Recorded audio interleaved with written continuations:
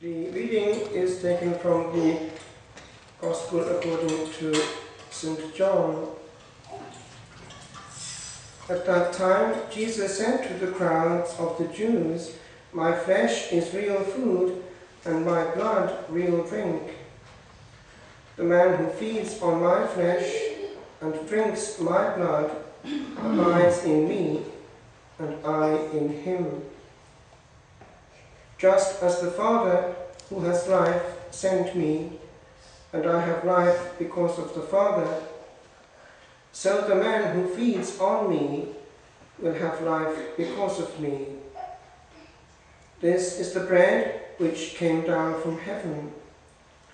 Unlike your ancestors who ate and yet died, the man who feeds on this bread will live forever."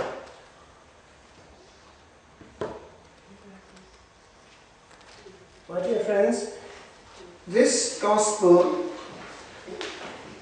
is something which is worth meditating upon in some shape or form every time we come near to our God under this hidden form.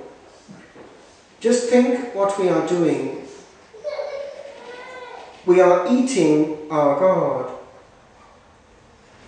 He is making himself so humble, so hidden, so gentle, and so undefendingly loving that he has taken an unimaginable risk until the end of time. He has no defense. He allows himself to be transported, consumed, and even abused terribly. However, greater is the risk that we have a huge burden to carry and to answer for one day. St. Thomas Aquinas lived at a time when there was a resurgence of devotion and therefore of understanding towards the sacred mysteries. Not far from our monastery, there was the place where a priest had had a doubt at the moment of celebrating the sacred mysteries at the altar of St. Christina in Bolsena. And at the moment of the elevation, the sacred host bled, and the precious blood fell on the corporal and on the marble. He had to stop the celebration, and the bishop was informed. That happened in 1263. The following year, the remains of that miracle were carried on horseback with great pomp and circumstance to the special chapel built at the Cathedral of Orvieto on the hill, where they remain to this day, except for some parts which are still in the chapel where it took place. The blood has remained in the marble. At that time, there was a holy nun, Juliana of Montcornillon in Belgium, who had been having strange experiences. She, in her prayer, thought it was a distraction when she was being shown apparently a moon with a dark streak across it. Eventually, after being persistently requested by the Lord to interpret this for her, he did, and he explained that the moon was the cycle of the liturgical year, but that there was a gap. He wanted a day set apart when the great gift of his body and blood would be honoured for what it was, and outside, that is, the rather sad context of the following day, of Good Friday, because until then it was Holy Thursday, which was given to this rather than anything else. And she had a friend, Eva, And they had someone who was, in the providence of God, to be the person to make it happen, because Urban became Pope. And he was aware of this, having been close to this mystical circuit.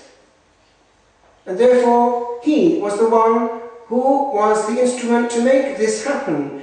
And it took off very quickly, because the continent likes colour, and that is the case still to this day. You go to Spain and to many parts of Latin Europe, and you will find great triumph still to honour the Lord, to honour the King with worthy means.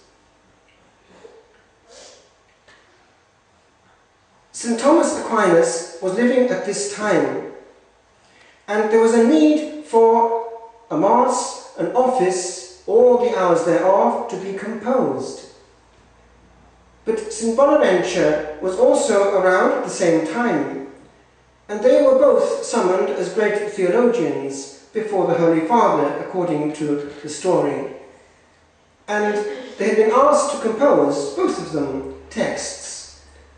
Thomas was asked to go first, and while listening, Bonaventure was so moved at the beauty of all his compositions that behind his back he tore up all that he had written, and by the time it was his turn, it was in shreds, and we'll never see what he wrote. The office that we are singing in the monastic life and in the church at large, and the Mass that we are singing this morning, and the office of benediction which grew out of all this, are all his words. And did you spare a moment to look today at the richness of this text that we try to sing together, the Lauda Sion? It is actually a gem of Eucharistic theology. It's all there. There are things also in the hymns, and I would like to dwell on two clauses this morning. One is what we have just sung.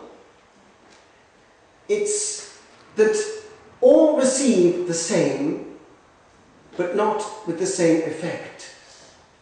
And he explains in this sequence that the same act leads to damnation for some and to glory for others. The same act. Because when we come unprepared to this banquet, we are niggling with majesty. And we can't do that and get away with it. Those who have written on the Blessed Sacrament have all commented on this issue, that the gravity of sacrilege is something that we cannot imagine. God, yes, is quiet at that time, but do you think we have the last word? The other is this. It's a phrase that comes in the hymn that in the monastic life is sung as well as in the Divine Office in the procession of Corpus Christi, which usually happens in the cloisters of the monasteries on this day. And it's when he, in one verse, analyzes that it was given, this office, to confect and to handle only to priests. Solis presbyteris. Now, when he wrote that, no one would ever have thought otherwise in East or West. Of course that was the case. The Lord's will and command was, do this in memory of me.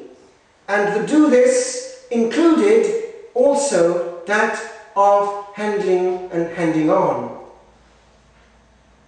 That was the case, as I say, in East and West in every rite, until roughly 20 years ago, out of 2000. And the leverage was this: